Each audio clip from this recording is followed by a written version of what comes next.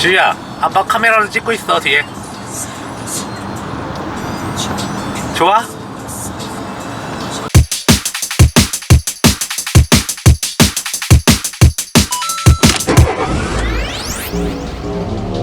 안녕하세요, 박규TV의 박규입니다. 오늘은 저희 가족이 여름 휴가를 떠나는 날입니다.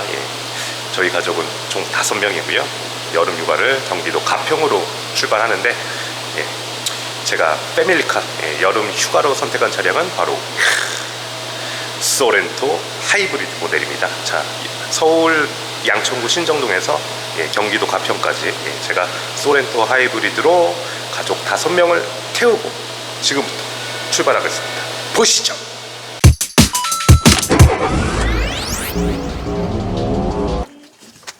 고고 해 지우. 주희야, 이 차는 어때? 박지우 좋아? 저 어때? 살까? 이거? 벤츠가 좋아, 이게 좋아? 벤츠. 랜드로버가 좋아, 이게 좋아? 랜드로버. 이 차 별로야? 이 차는 뭔데? 안전벨트가 쪼여. 쪼여? 안전벨트가 좀 그게 좋은 차야. 안전벨트 쪼이는 게. 조용하지 않아 차가, 지우야? 안 조용해? 조용하네. 쟤는 아이패드밖에 없지 지금. 이게 벤츠였으면 좋겠다. 어? 이게 벤츠. 이 사이즈 벤츠? 1억.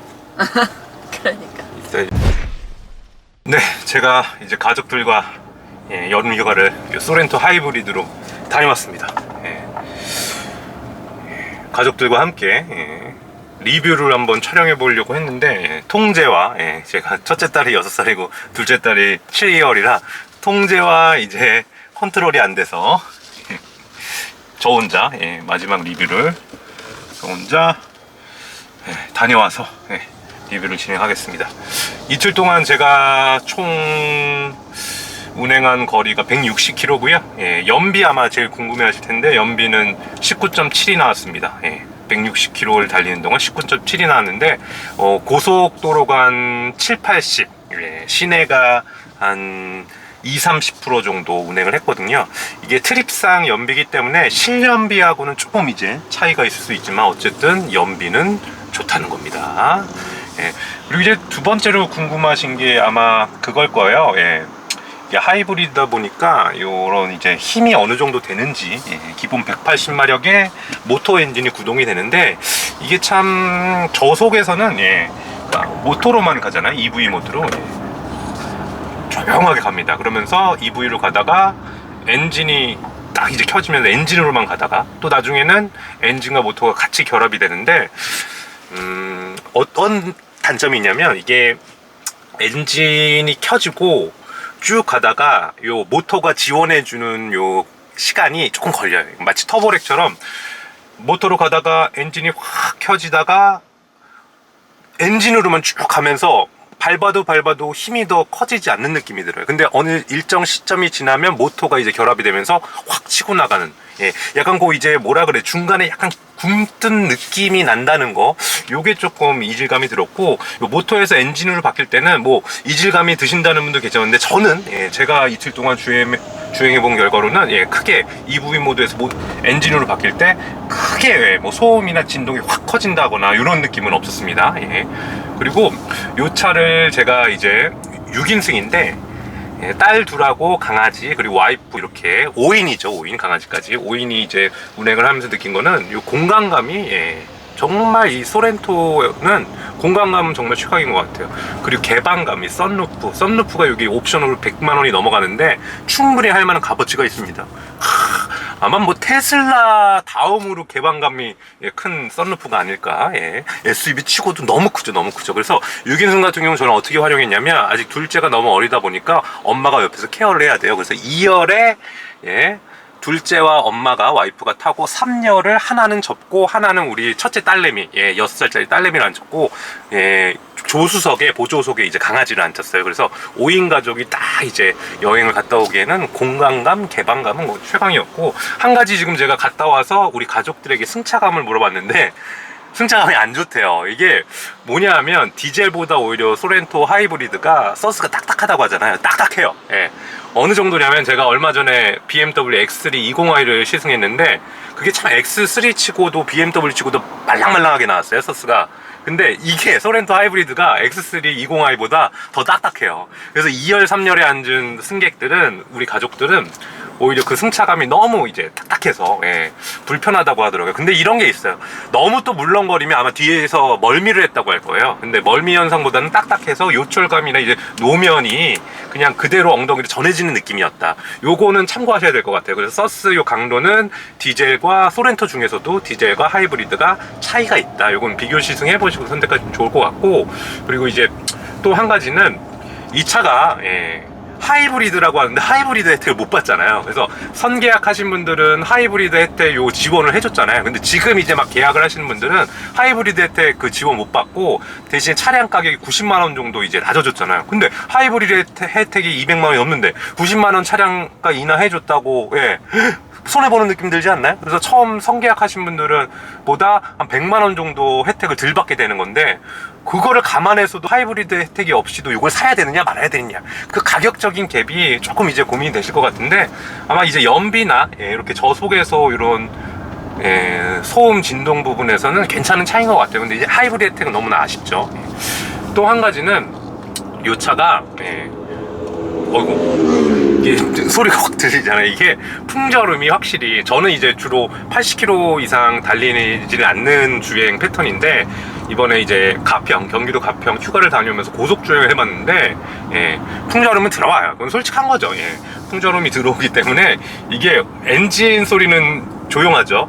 풍절음 많이 들어오죠. 그래서 약간 이제 비 오는 날, 오늘 비 오는 날 제가 또 휴가를 갔다 와가지고 막 쿵쾅쾅쾅 빗소리에 뭐 풍절음에 이게 이런 거는 좀 잘 잡지 못한 것 같습니다. 단점으로 제가 또 하나 지적을 해야 될 것 같아요. 지금 기름을 제가 2만 원을 주유했는데 한 100km 주행거리가 남았었는데 330으로 올라가네요. 정말 이게 트립상에 이제 주행 가는 거리지만, 기름값은 거의 안 드는 것 같아요. 332만 원에 그러니까 한 230km를 간다는 거죠. 만원당 100km가 넘어간다는 거죠. 주행 가는 거리가 트립상으로는. 그리고 요거 한 가지 제가 또 단점 발견했잖아요. 이게 소렌토 이거 브레이크 약간 문제 있는 것 같아. 문제라고 하면 또 이제 또 이슈가 될 수도 있으니까. 이게 차체도 크고 무거운데 브레이크를 제가 고속 주행에서 밟아보고 이 산길, 이제 내리막길 이런 데서 밟아봤는데 이 차체 무게를 못 견딘다는 느낌?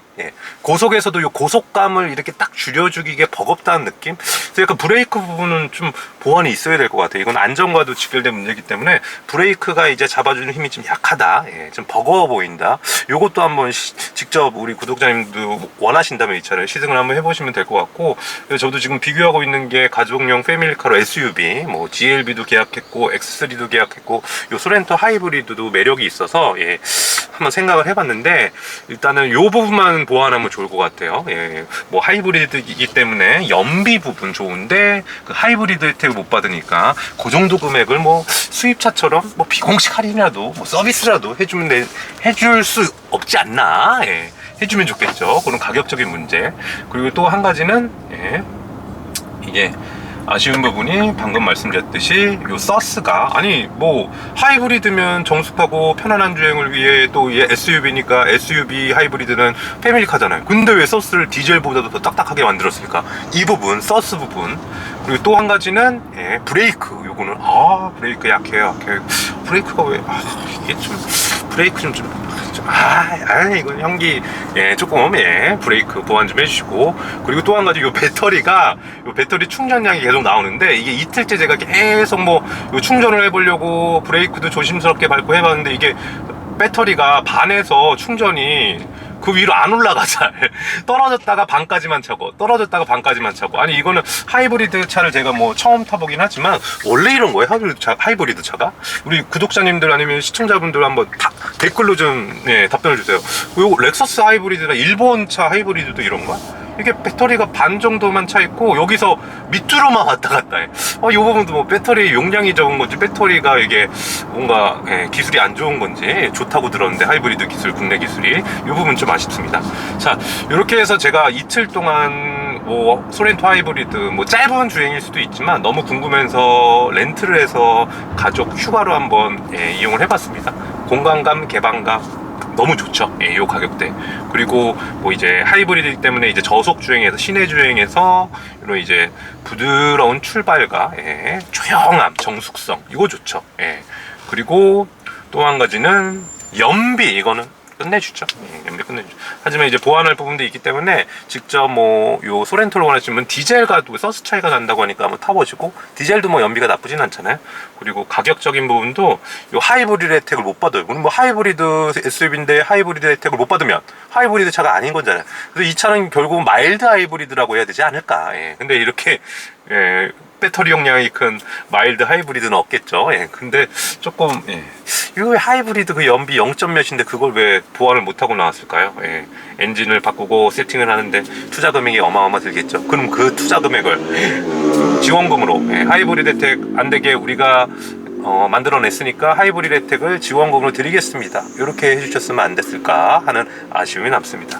자, 지금까지 빠큐TV의 빠큐였고요. 소렌토 하이브리드 가족 여행기 결국 리뷰는 혼자 하게 됐습니다. 아직 가족들이 통제가 안 되고